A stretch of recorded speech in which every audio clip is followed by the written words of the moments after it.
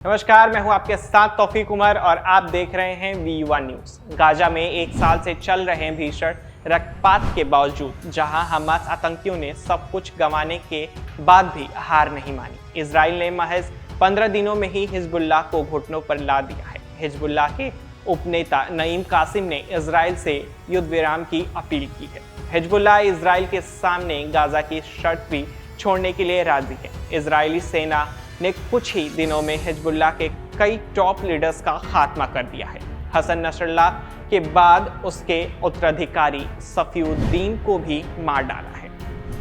इसके अलावा हथियारों का जखीरा, सैकड़ों कमांडरों और आतंकियों का भी खात्मा हो चुका है। इजराइल ने साउथ लेबनान में भी काफी बढ़त हासिल कर ली है। जमीनी लड़ाई के दौरान इजरायली सेना ने कई इलाकों पर अपना कब्जा भी कर लिया है। इजरायली द्वारा लेबनान इजरायली सीमा पर जमीनी सेना भेजकर और बेरूत और अन्य जगहों पर हवाई हमले जारी रखने के बीच हिजबुल्लाह अब लेबनान में युद्ध विराम के लिए राजी हो गया है। हिजबुल्लाह ने युद्ध विराम के लिए गाजा में संघर्ष विराम की शर्त भी छोड़ दी।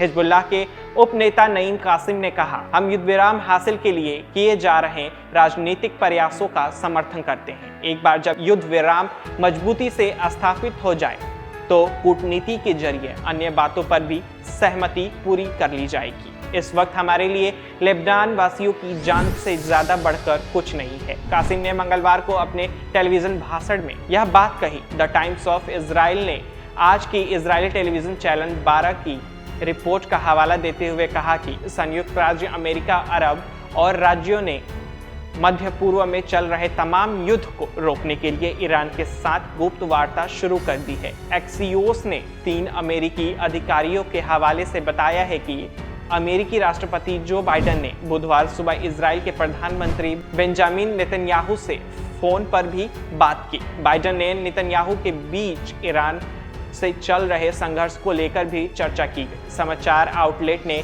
अमेरिकी अधिकारियों के हवाले से कहा कि बाइडेन और नेतन्याहू ने लेबनान और गाजा में युद्ध पर भी चर्चा की।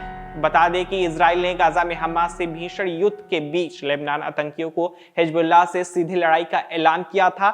इजरायली पीएम बेंजामिन नेतन्याहू की युद्ध कैबिनेट में उत्तरी सीमा पर लेबनान में आतंकियों की कमर तोड़ने और सीमा पर इजरायलियों के बार के हमले से बचाने की कसम खाई। इसके बाद 17 और 18 सितंबर को पेजर और वाकी-टॉकी हमले से हिजबुल्लाह पर आक्रमण शुरू हुआ। हालांकि लेबनान में सीधी लड़ाई 23 सितंबर को शुरू की गई। इस दिन इजरायली सेना ने लेबनान में आतंकियों के खिलाफ सीधे हवाई हमले शुरू किए। इजरायली सेना ने लगातार इससे सटीक हमलों से हिजबुल्लाह की बुरी तरह चोट पहुंचाने शुरू की। 27 सितंबर को उसके चीफ हसन नसरल्लाह को एक हवाई हमले में मार डाला।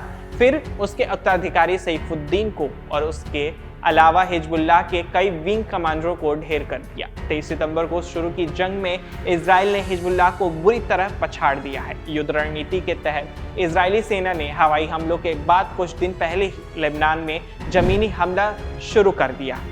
बुलडोजर और टैंकरों के साथ आईडीएफ ने साउथ लेबनान में घुसपैठ की और हिजबुल्लाह के ठिकानों पर ताबड़तोड़ हमले किए।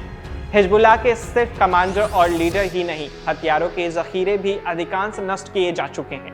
आज के लिए बस इतना ही। बाकी देश और दुनिया की तमाम खबरों के लिए जुड़े रहिए हमारे साथ और देखते रहिए V1 न्यूज़।